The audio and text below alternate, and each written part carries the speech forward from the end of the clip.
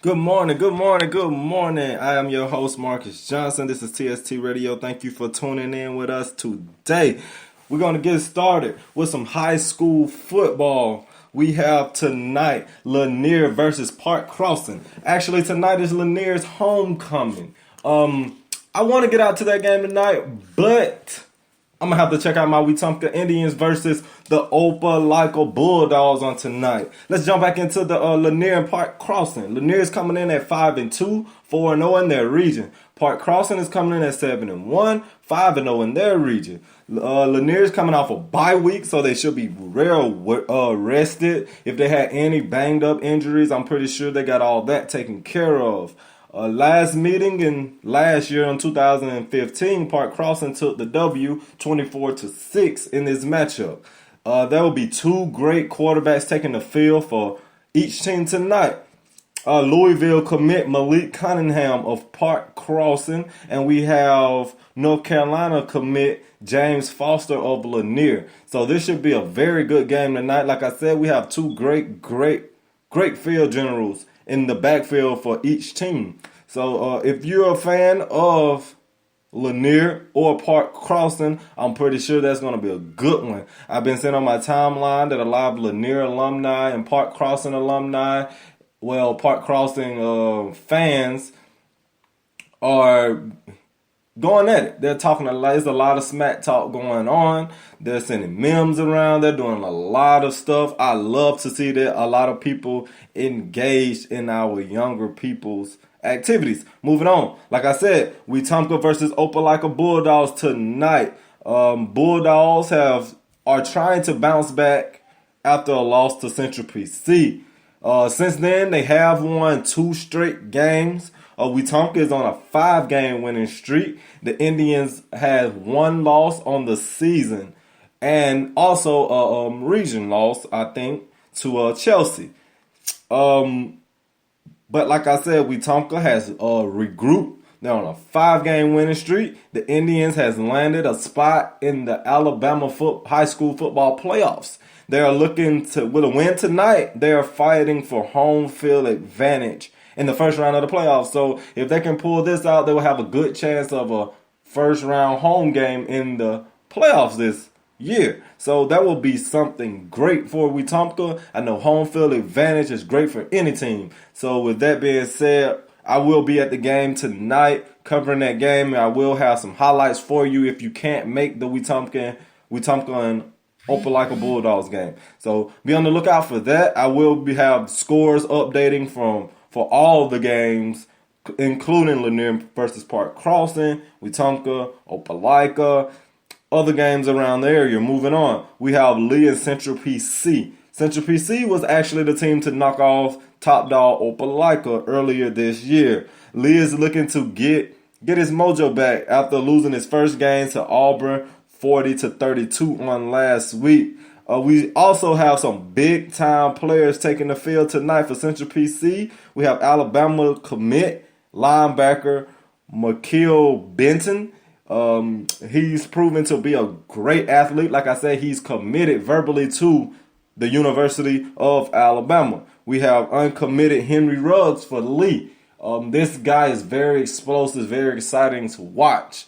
So you need to get out. He's had a great season this year. He had plenty of highlights. I've been watching him on Hodl.com. So if you're around your computer or your smartphone, you should go to Hodl.com. Henry Ruggs of Lee Montgomery. You can watch some film on him and see how explosive he is. Pretty sure you can go and watch Makil Benton also. For get back to Wetumpka, you need to go and watch Smoke. Kavasi Smoke. Hey, that guy is having a great season. He has a great season. I think he's verbally committed to the Gators. So you need to go on there, Hodl.com, and you can watch some of those players, some of their highlights, and see what they have to offer to the game. Moving on, we're going to get LSU to some college football. LSU versus Florida game has been announced. It will be played at Tiger Stadium on November 19th. If you haven't been following this story, due to Hurricane Matthew, the game was delayed. Both teams couldn't come to an agreement to when they wanted to play the game. So the SEC committee has came together and got and scheduled a date. They have yet to release a time for the game, but it will be played November 19th at Tiger Stadium. Moving on. A story that I found very, very intriguing was out of Texas. A school out of Texas, you might have never heard of it. A school out of Texas, I think they are in the SWAC. It's called Prairie View A&M. Coach Don Brown was fired for suspending 2 players who were dating. They were dating each other as players on the basketball team, and they was dating each other. Brown created a rule prior to this problem. She created a rule saying no player, coaches, managers, or trainers, or anyone affiliated with the basketball team can have a non-professional relationship. This rule was made because a previous coach was found having inappropriate relations with a player. So she went to clean up this. She wanted to make a rule to keep this from happening in this program. However, the 2 suspended players who were dismissed accused Coach Brown of violating one of the Title IX laws, which prohibits discrimination based on sexual orientation. Coach Brown, her argument, she feels like the school, Prairie View A&M, has thrown her under the bus because she said, considering she went through the compliance office before she implemented this rule, they gave her the okay to implement this rule, saying that it wasn't violating anyone's rights, it wasn't doing this and that, so far. But when the players went to file this claim against the coach, the university did not back her up. They threw her on the bus, fired her. I don't think that's right. That's crazy. I think the rule that she implemented was great. I love the rule because you don't need coaches dating players. You don't need players dating players because, in relationships you have your differences. You get in arguments and all this. And just say you have 2 starters on your team dating each other and they get in an argument, don't want to talk. You say the others cheated or something of that sort and they don't want to talk to each other. Now you got 2 players on the team on the court beefing over something that doesn't have anything to do with basketball. Anything to do with basketball. That can ruin your season because you have 2 players on your team dating. I think the rule that she put forth, that she implemented, was great. It was a great idea. She took the right steps to implement this. Like I said, she went to the compliance office before implementing this rule to get the go-ahead to implement this. They gave her the go-ahead, but when things turned around, they threw her under the bus and left her out to dry.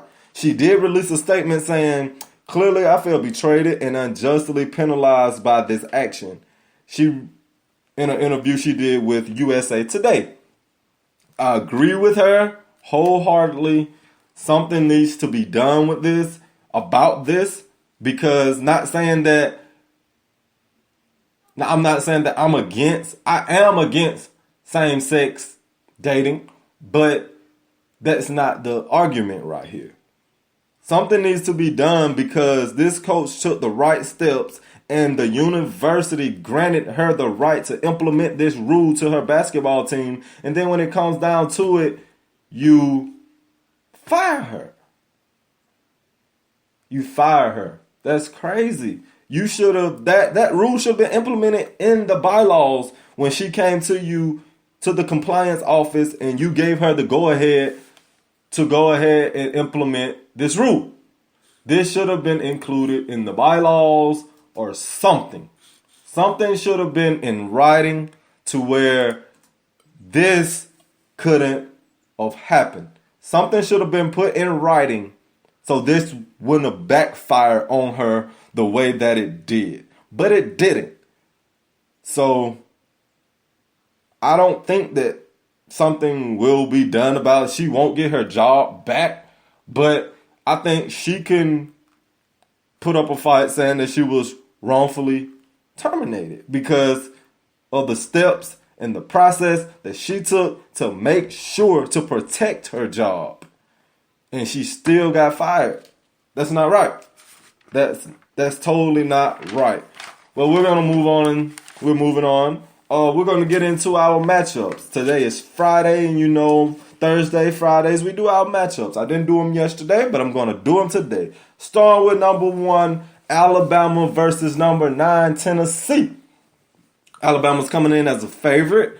Josh Dobbs, my opinion, Josh Dobbs will have to have the most consistent game he's ever had in his life to beat Alabama. Why I say that? Because Alabama has a track history of having great defenses, intimidating defenses, defenses that can hold you to little points. But this is the most aggressive defense that you have seen from Alabama in a long time. Probably under Nick Saban's coaching era, this is probably one of the most aggressive defenses I have seen. By saying aggressive, by breaking on the balls. Every the DBs looking for turnovers. We're stripping the ball, causing fumbles, getting in the backfield. This is one of the best defenses that you're gonna see under Nick Saban, in my opinion. Like I said, he will have to have the most consistent game he's ever had in his career. Josh Dobbs. He's coming into this game with a 58.3 completion percentage. That's not gonna get it. He has a total of 1,433 yards, 14 touchdowns. Have you known he's thrown at least one interception in every game he's played this year? With that being said, if you come out with this defense, like I said, they're very aggressive.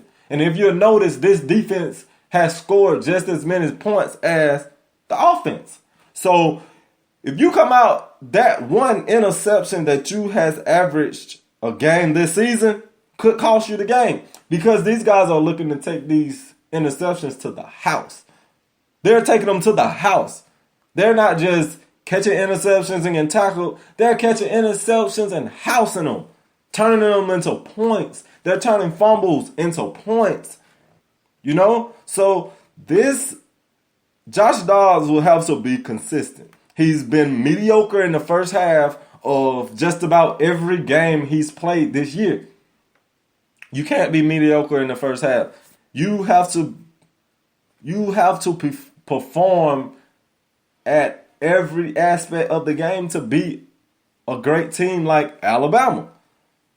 With that being said, Alabama has allowed 223.3 yards passing. You know, we struggle with defending the deep ball. That's not a secret. We struggle with defending the deep ball.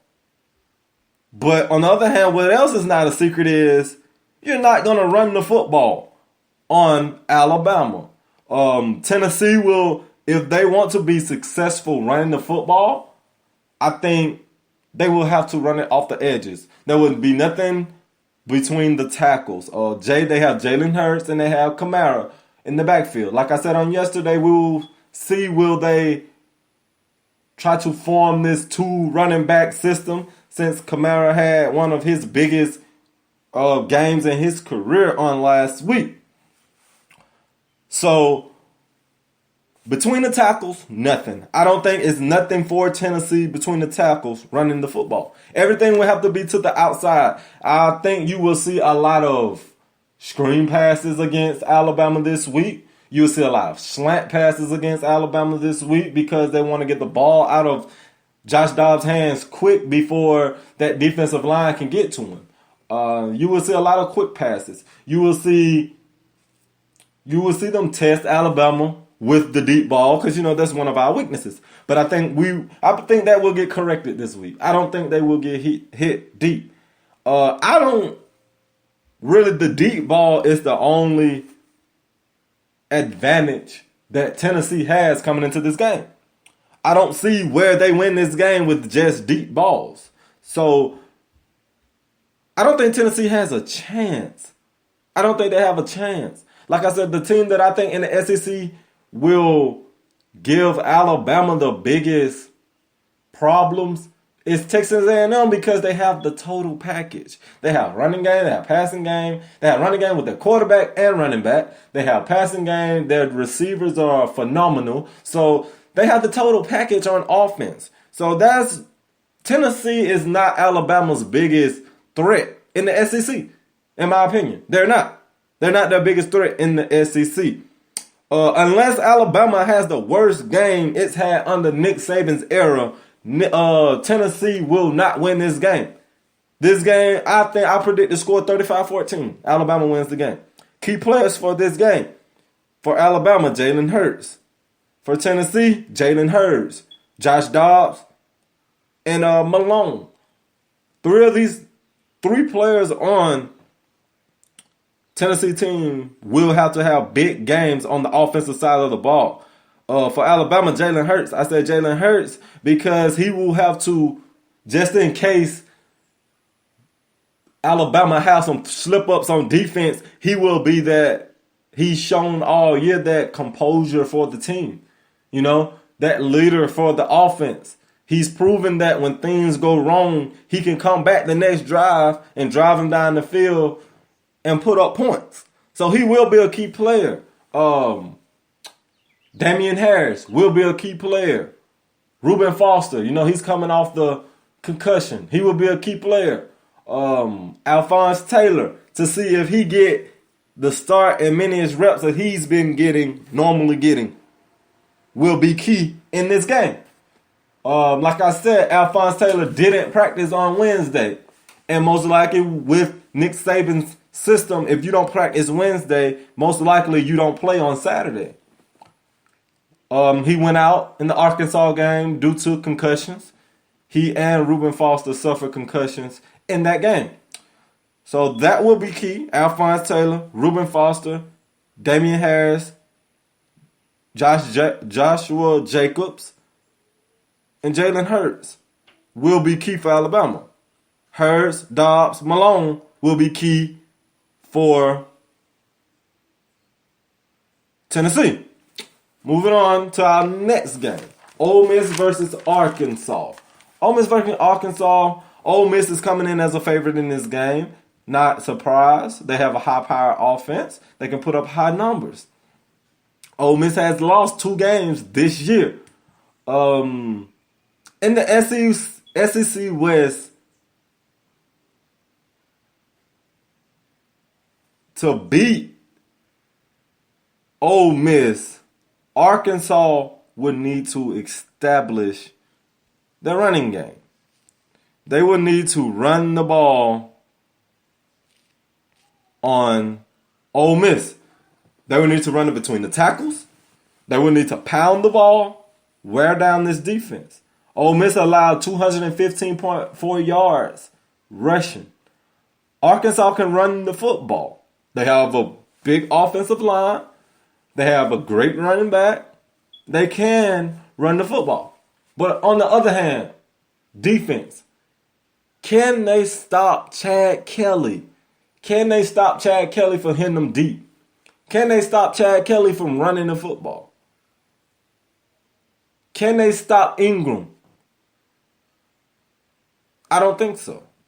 I don't think they can stop Chad Kelly and Ingram. That will be the 2 key players for Ole Miss, Chad Kelly and Evan Ingram. They will need to stop these 2 players to win this game. Chad Kelly's coming in with completing 115 passes out of 174 attempts with 1,596 yards, 13 touchdowns, 4 interceptions.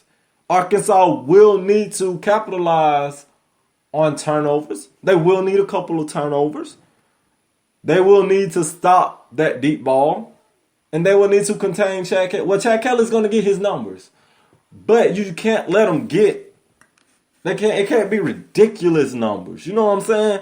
You can't let this guy come out and have a career night and expect to win this game. Key players for Arkansas, Austin Allen. Austin Allen will have to have a big game. He will have to spread the ball around, manage the football game,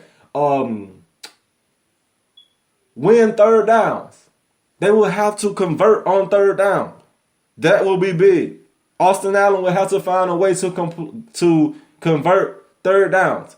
Play calling.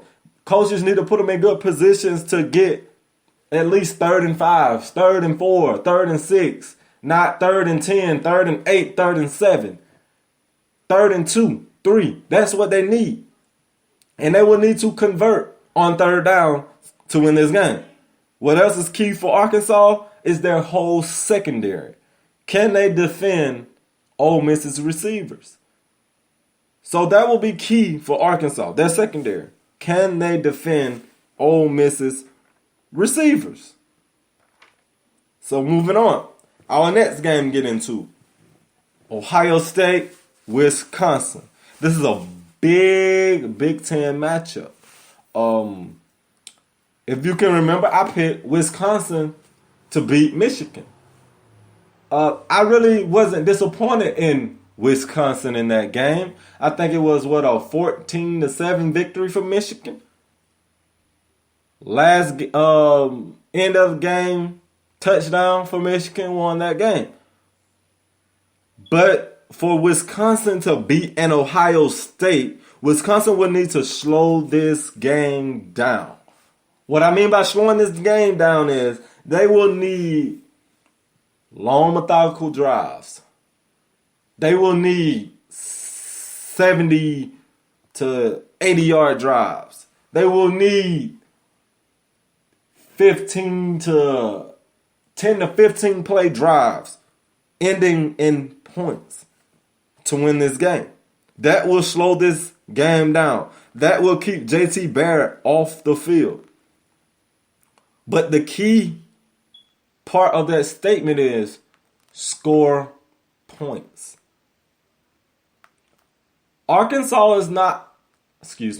Wisconsin is not a team that I see is scoring a lot of points. But on the other hand, Ohio State is a team that can score a lot of points. So that's why you need to keep JT Barrett off the field. You need to capitalize on every opportunity. Like I said, you need to put together long drives that will keep JT Barrett off the field. And you at least need to get points out of those drives. You will need to get at least field goals out of those drives. So, like I said, they do not want to turn this game into a shootout. If this game turns into back and forth scoring, Ohio State will win big. Ohio State might put up 70 on Wisconsin. If this turns into a back and forth game, Wisconsin will need to keep it close in the fourth quarter. That is key. That is key. Keep this game close till the fourth quarter and grind it out and win the ball game. Grind it out, win the ball game. They will need to manage big plays by Ohio State, and they will need to make them one-dimensional. Take away one of their games, running or passing. Make them one-dimensional. Stuff the run and make them throw the ball. Then you can drop your DBs back in coverage to give them more leverage on covering these great receivers that they have. So that will be key. Slowing this game down will be key for Wisconsin. Keeping JT Barrett off the field will be key for Wisconsin. Moving on. Clemson versus NC State.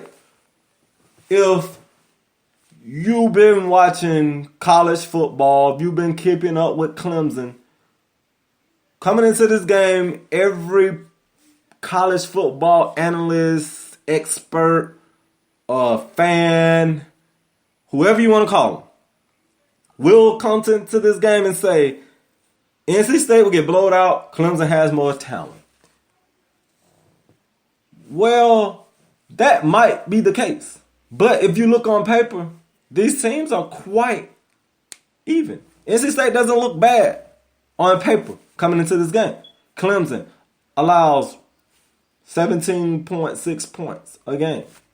NC State allows 15 points a game.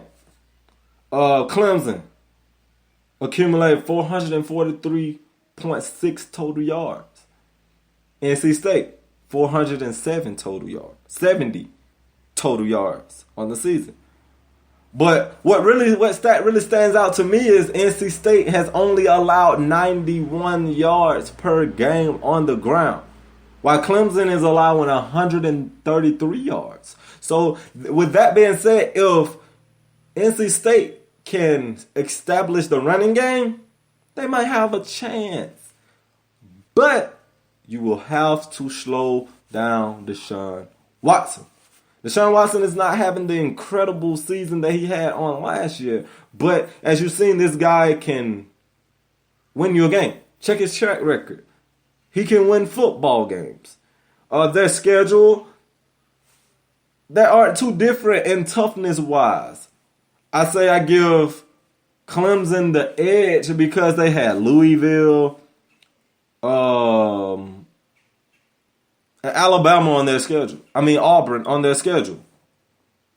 I think they play Florida State. But like I said, if Clemson comes out slow, NC State stops their running game, make them one-dimensional, this will be a close game. I'm not saying NC State wins, but this will be a close game. Clemson averaged 38.7 points a game. NC State averaged 34 points a game.